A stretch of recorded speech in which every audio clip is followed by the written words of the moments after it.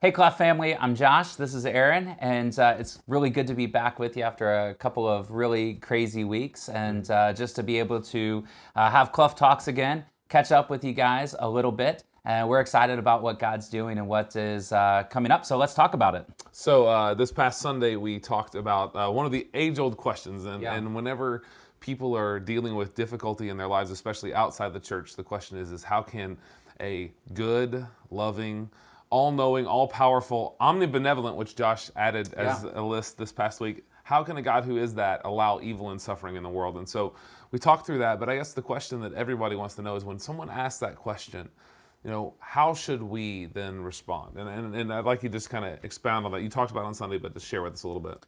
So we did talk about it on Sunday, and obviously we need to have a response. First Peter talks about how we need to be ready to give a response for the hope that we have within us.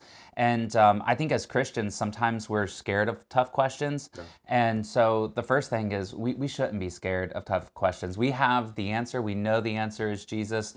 Even if we don't know the answer to the question they're asking, we can go and seek out the answer. There's so many good resources that are available to us today. And so don't be scared of tough questions is one of the things that I would share.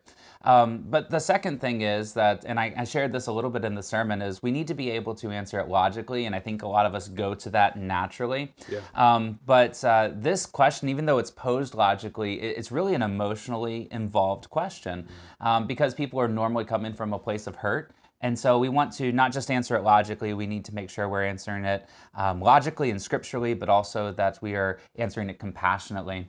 So if you didn't hear the sermon, highly recommend going back and listening to it. It's in the link below the video this morning. And I think it's a really great resource that we went through looking at it logically, scripturally, emotionally, and giving us and preparing us to answer that question either for ourselves when hurts and pains, suffering comes our way, or being able to answer that for other people as well. Yeah, and I think it's back to the point. I think it is one of those things that, a lost and dying world, especially people who are somewhat educated, will throw out that question to Right. get, because they're like, most Christians are scared of this question. Right. And so it gets them away from the question. And actually, one of our church members, I think one of the things he always says, which always cracks me up, which I agree with at every step, is when someone really confronts you with a difficult question, it's like, all right, I can answer that, but what are you going to do with Jesus? Like it's back to the gospel and It sharing the is. gospel with people.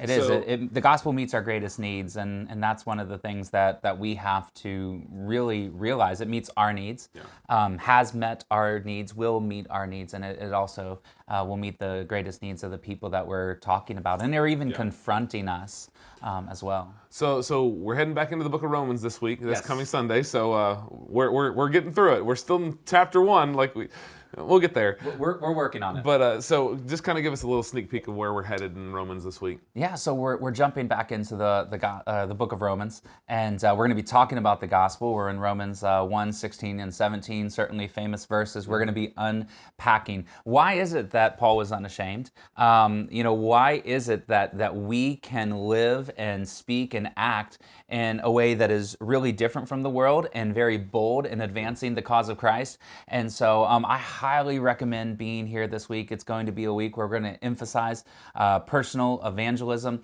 sharing what Christ has done for us. And it's also a great week to invite somebody because they're going to hear the gospel this week as we really try to make clear every week. But they're going to hear it this week especially.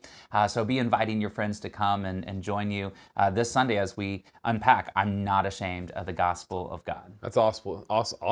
That's Yes. awesome.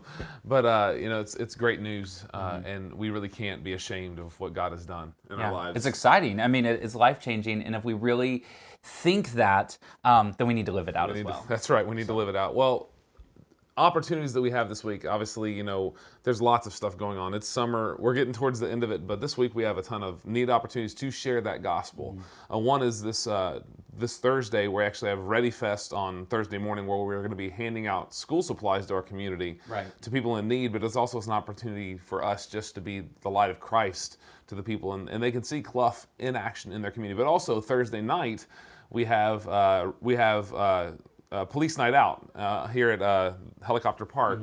always a great opportunity. We're going to be Man in Balance Houses handing out popcorn. So if you're available to come help on Thursday night, I think we're setting up around 5, and we're going to be starting about 5:30. So come join us. It should be a good time. But I think we got some other stuff as well. And Yeah, so one of the things that I wanted to make note of, and we'll probably drop this in the link below, is we have something coming up called No Place Left. It's an evangelism training. It's going to be held at First Baptist Mason later in August. It's going to be a Friday night and a Saturday morning. It's completely free, but it's going to be a great opportunity for you to learn how you can advance the gospel in the community right around you, just where you live. And so I'm excited about it. And just if you would like to go, you need to let me know so we can go ahead and sign you up for that. It's coming later in August. And like I said, we'll drop that link in the comments below. awesome. And just whatever opportunity you have, and actually, I know Josh has said this before, but it's that aspect of like no number of tools will actually matter. It's the one that you will use. It doesn't Yeah, matter what tool absolutely. you use,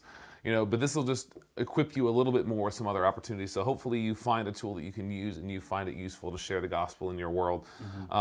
I know we've been sharing some of our talk about him clips. We got some more coming, but hopefully you are talking about Jesus in your community and in your world, and we can hear stories about how God is changing the lives of those in our community. So have a great week, Clough. We'll talk to you real soon, and hopefully we'll see you this coming Sunday. Thanks.